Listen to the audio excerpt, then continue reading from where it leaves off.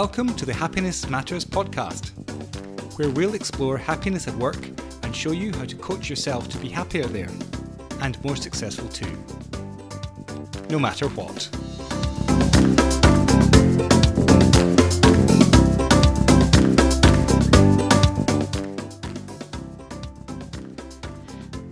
Welcome everyone to the second episode in our mini coaching journey of coaching your unhappiness. As I said last week, welcome to the world of your unhappiness.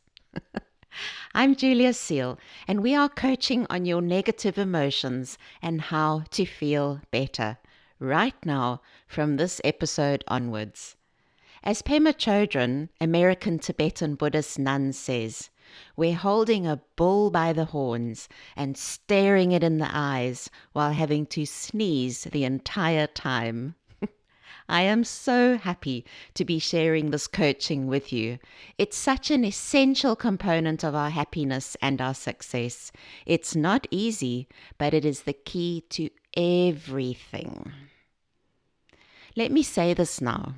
If you don't quite believe me and you're feeling too unhappy, too swamped by negative emotions to do this work alone, or you're not sure where to start, please work with me directly. You can book an online coaching session with me right now, today, and we can coach on anything that's getting in the way of your happiness and success. I have spaces open every Wednesday, especially for you, my podcast listeners. To book right now, go to Happiness-Matters.coach and click on the yellow button, Coach with Julia. A quick reminder of what we covered last week. We took our very first steps into coaching our negative emotions and what's making us feel the worst. The first steps forward in how to feel better. We also learned 2 coaching tools to help set you off on this journey. The thought download, and my favorite coaching tool of all, 3 long, strong breaths.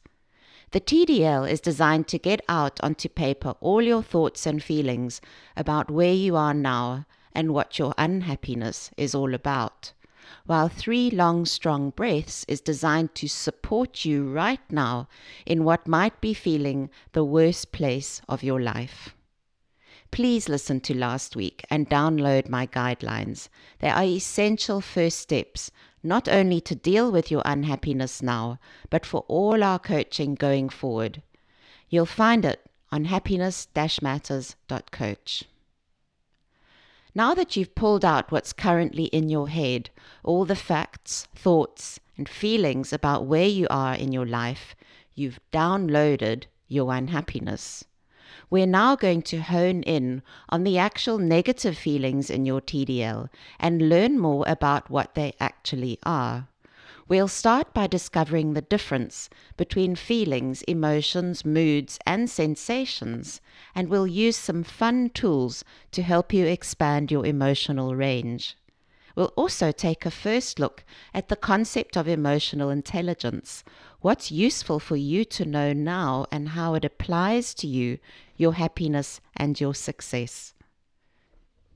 Today is a day, Tuesday the 5th of November, when emotions ran high in the United Kingdom back in 1605. Never mind nowadays in 2019 with all the Brexit drama. As the rhyme goes, remember, remember the 5th of November, gunpowder, treason, and plot. 404 years ago, Guy Fawkes, a Catholic freedom fighter, for want of a better description, was arrested while placing explosives beneath the House of Lords, which is part of the British Parliament. This saving the life of King James I became an annual public day of thanksgiving for the plot's failure. The celebrations did turn really nasty over the years, becoming quite anti-Catholic in sentiment, even in North America, but this was snuffed out by the 1800s, and it's now just a time of social commemoration, Guy Fawkes Day or Bonfire Night, a night for bonfires and fireworks in many countries across the world. It's so interesting looking back at what we celebrate and why, and where it comes from. How our ideas of fun and celebration, our definitions of happiness, are shaped by our social and historical context. My husband Fraser, who is Scottish, was really quite astonished that I grew up celebrating Guy Fawkes Day in Zimbabwe, of all places. The last week was another day we celebrate with its roots far back in Western history, Halloween. Now, Halloween is a celebration on the eve of the Christian feast of All Hallows Day, and it begins a 3-day observance of All Hallow Tide, a time to remember our loved ones who have died, including martyrs and saints, also known as Hallows. It's believed that this celebration has its roots even further back from early Christianity to the ancient Celtic harvest festivals in Scotland and Ireland, a time to mark the beginning of winter in the Northern Hemisphere. And nowadays it's celebrated all around the world, from Mexico and Chile to continental Europe, Japan, and the Philippines. And it's celebrated worldwide less for its Christian meaning and more for the ancient rituals. You might go trick-or-treating, guising in Scotland and souling in England. You might go to costume parties, such as the huge one in New York City, apparently the largest parade in the world. Or you might be carving turnips and pumpkins into jack-o'-lanterns, which were originally to honor Irish Stingy Jack, a drunkard who bargains with Satan and is doomed to roam the earth with only a hollowed turnip to light his way. And you might light bonfires or eat candy toffee apples, as apples are associated with immortality. So interesting. Here's another fun fact now that Halloween has passed. Last year, 30 million Americans spent $480 million on Halloween costumes for their pets, the most popular being pumpkins, hot dogs, and bumblebees.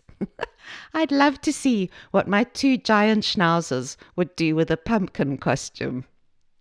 So, squirrel moments for sure. I love them. It makes creating this podcast for you so much fun. And today we're between Halloween and this week's Guy Fawkes. Let's look at your negative emotions. Somewhat fitting, isn't it? Ghouls, and fireworks, and bonfires, the undead. Just perfect for coaching unhappiness. Let's start by exploring what emotions actually are, and look at the difference between emotions, moods, feelings, sensations, and impressions.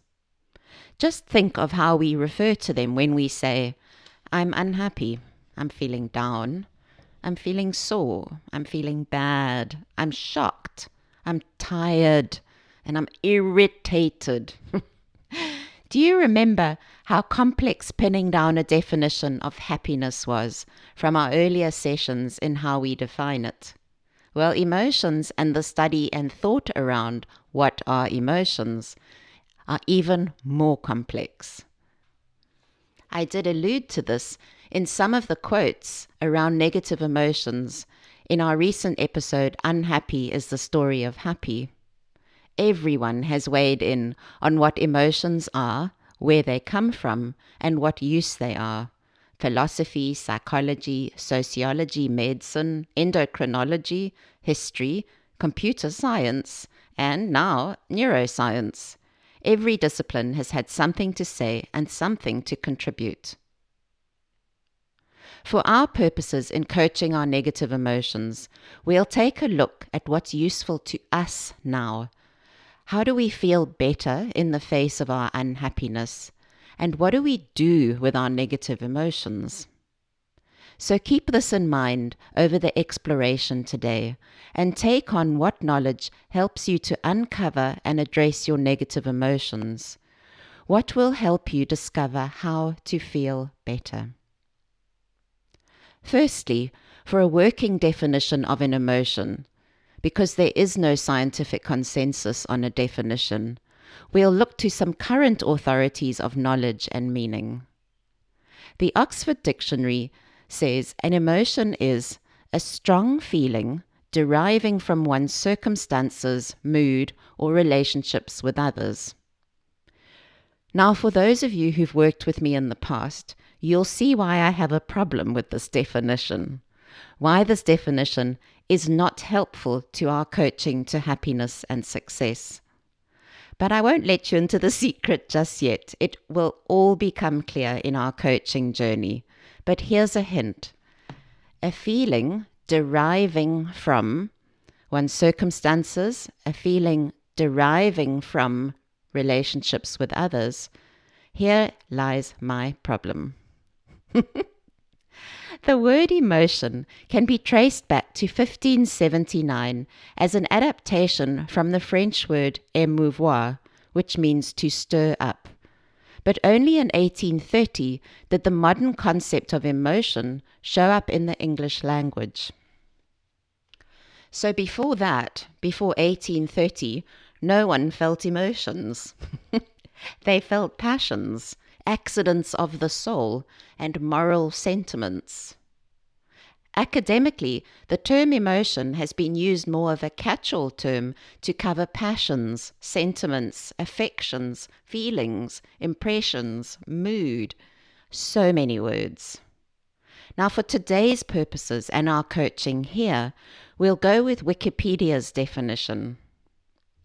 An emotion is a mental state associated with the nervous system, brought on by chemical changes variously associated with thoughts, feelings, behavioral responses, and a degree of pleasure or displeasure. This will suit our purposes, and you'll see why. In our coaching going forward, I will use the words emotions, sensations, and feelings to describe different aspects. So emotion to describe the mental or cognitive experience, and sensations to describe the experience in your actual body, the somatic experience, and then the word feeling as the combination of the two. We'll use mood later on as well, but we don't need it now. So feelings for our purpose in coaching together include a mental component and a physical component. Think of feeling sad and how it breaks down into a mental experience and a physical experience for you. We'll expand on this later. The Handbook of Emotion is a good read if you're interested in anything to do with what emotions are and how we are thinking about them today. It's into the 4th edition, and I'll link to it in the show notes for you. Okay, so we now have a working definition of what are emotions, feelings, and sensations. Let's look at the full range of human emotions as the next step in our self-coaching today. Let's start with looking at what emotions there are, the basic emotions. Paul Ekman is our authority here. Ekman is a psychologist and professor at the University of California, San Francisco, and has done extensive work studying emotions and their relation to facial expressions, mapping up to 10,000 of them. He is considered the best human lie detector in the world. So interesting. Now, together with the Dalai Lama, he's created an atlas of emotions. I will come back to this tool a bit later on today, as it's something we can use for your self-coaching.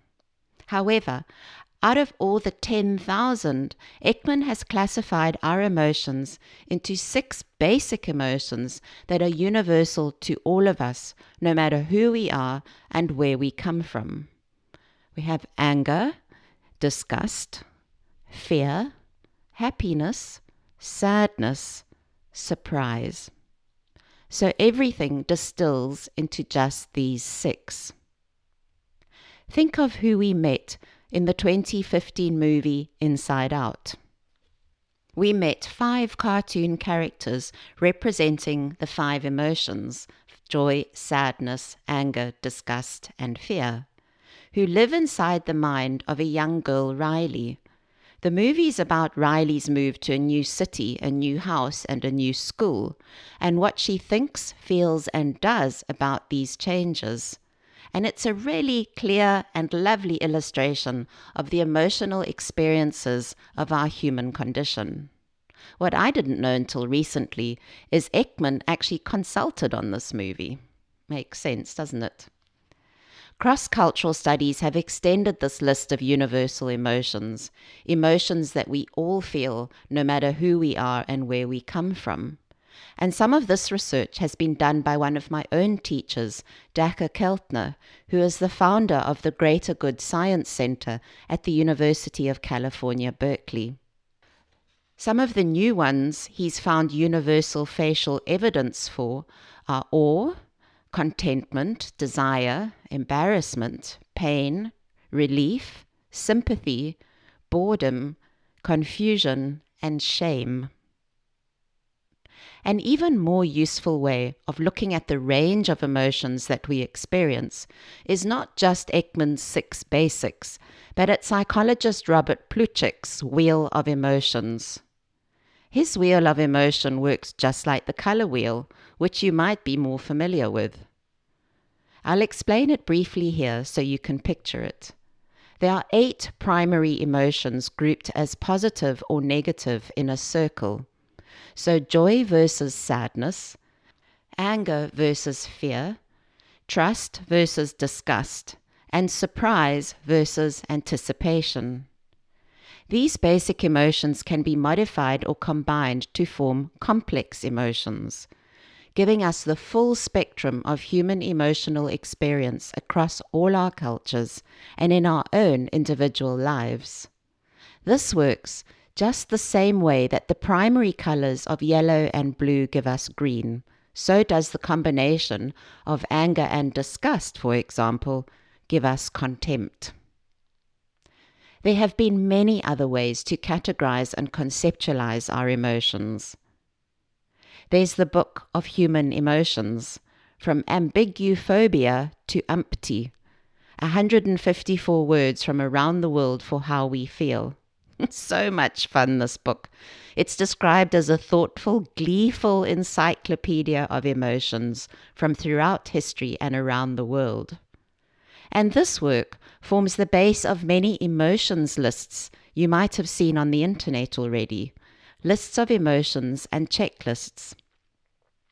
We even talked about this in our Insight episode on emojis and your happiness at work. Here I use lists of emojis and emoticons to help you measure how diverse your language of emotion actually is, and to start using these little symbols to build yourself a complete emotional repertoire. Chip Conley, best known as head of global hospitality and strategy for Airbnb, has written a book called Emotional Equations: Simple Truths for Creating Happiness and Success in Business and in Life, based on how he coped with his own difficulties. It's a fun one. So joy equals love minus fear. Despair equals suffering minus meaning. And wisdom is the square root of experience. Lastly, with all this discussion on the full range of human emotions, Elizabeth Kubler-Ross, Swiss-American psychiatrist, weighs in with her view. She's a world authority on how we process grief through the stages of denial, anger, bargaining, depression, and acceptance.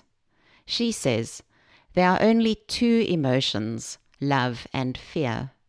All positive emotions come from love, all negative emotions from fear. From love flows happiness, contentment, peace, and joy.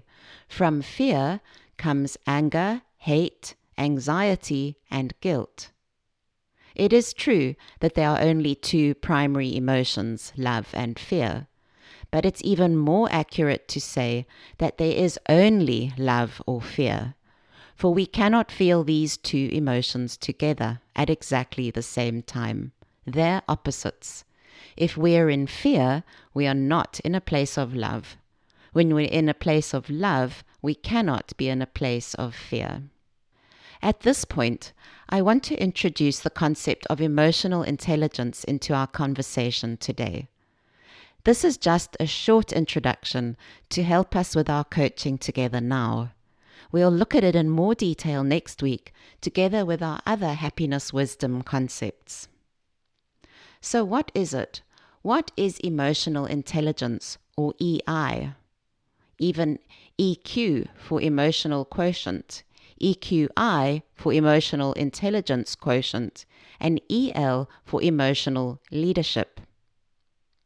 These terms are all related, and they refer to 5 things: our capacity to recognize our own emotions, our capacity to recognize the emotions of others, to discern between different feelings and our ability to label them, to use this emotional information to guide our thinking and behavior, and lastly, to adjust our emotions, to adapt to environments, and to achieve our goals. That's a lot, I know, but it's really about our ability to perceive, use, understand, and manage emotions. Emotional intelligence as a term first appeared in 1964 and 1966 research papers and was revisited by researchers through the 1980s.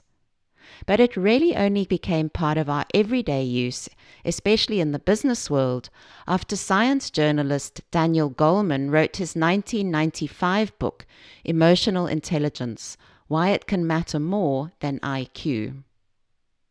As he says in his book, people with well-developed emotional skills are also more likely to be content and effective in their lives, mastering the habits of mind that foster their own productivity.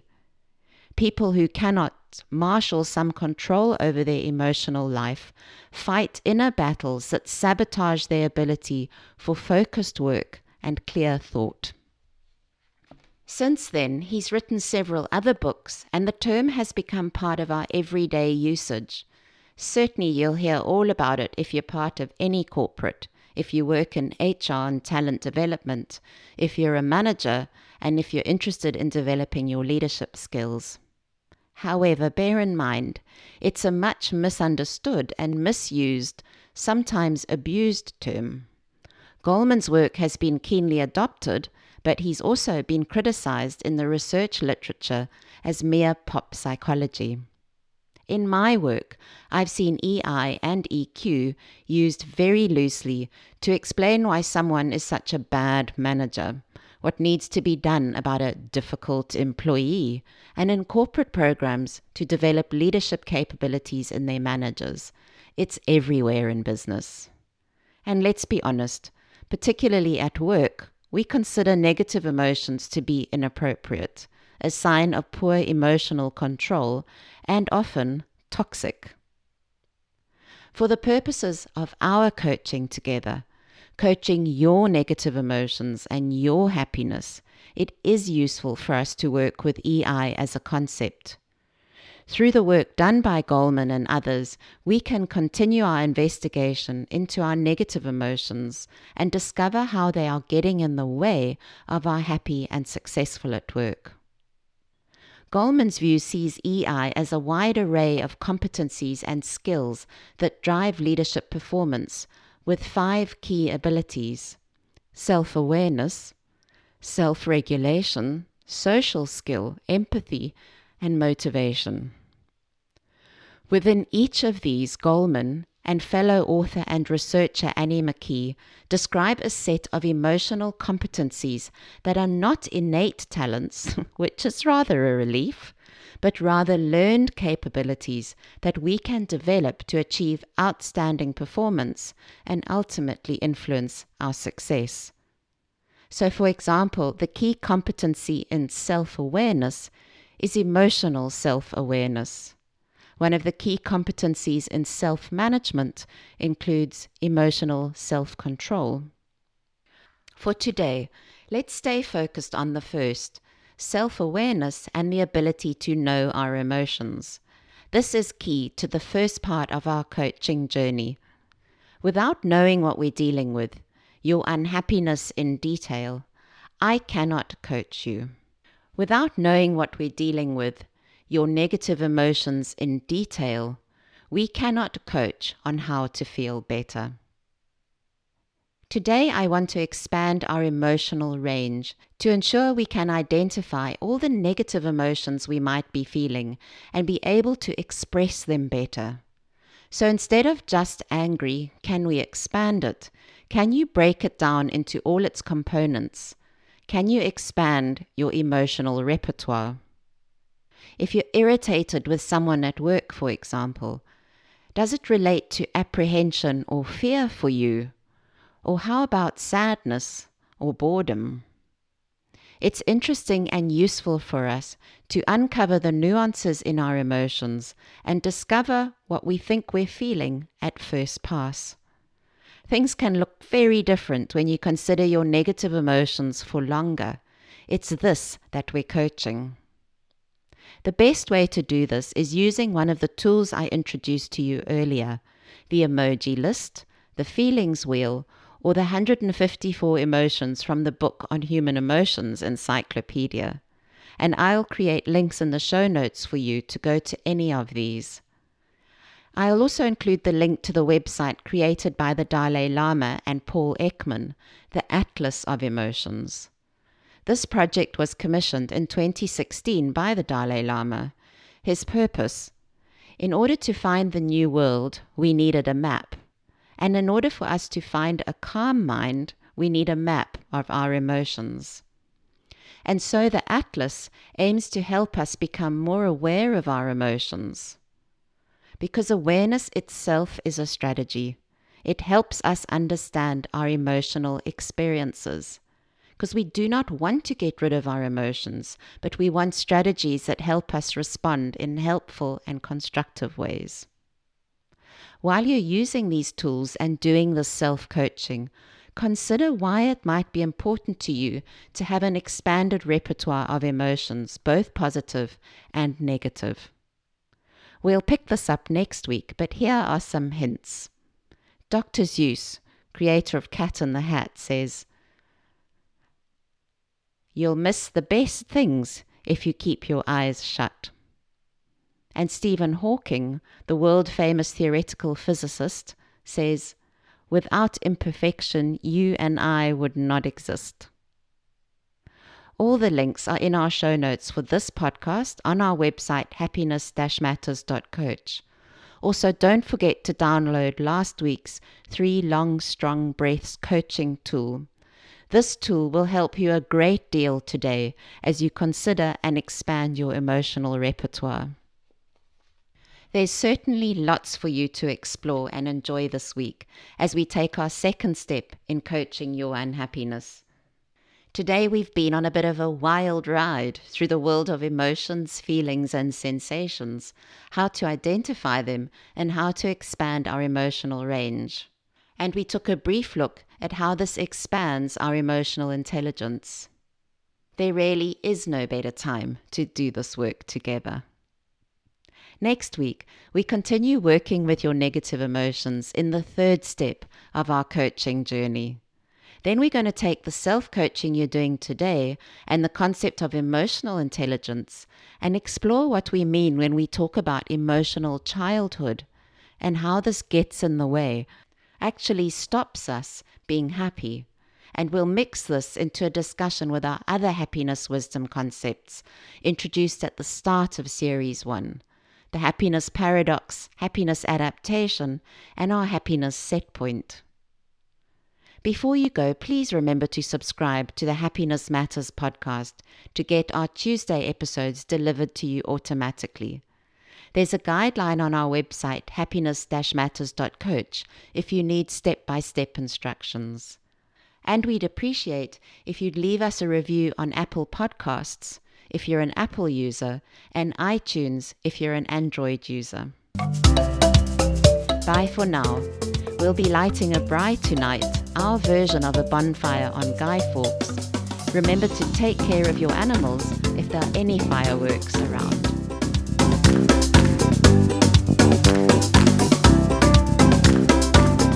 Thanks for joining us on this Happiness Matters podcast. Do join us again here next week on Tuesday. You can subscribe to this series at Apple Podcasts on iTunes, or you can sign up for it on our website, Happiness-Matters.coach. That's Happiness-Matters.coach. COACH.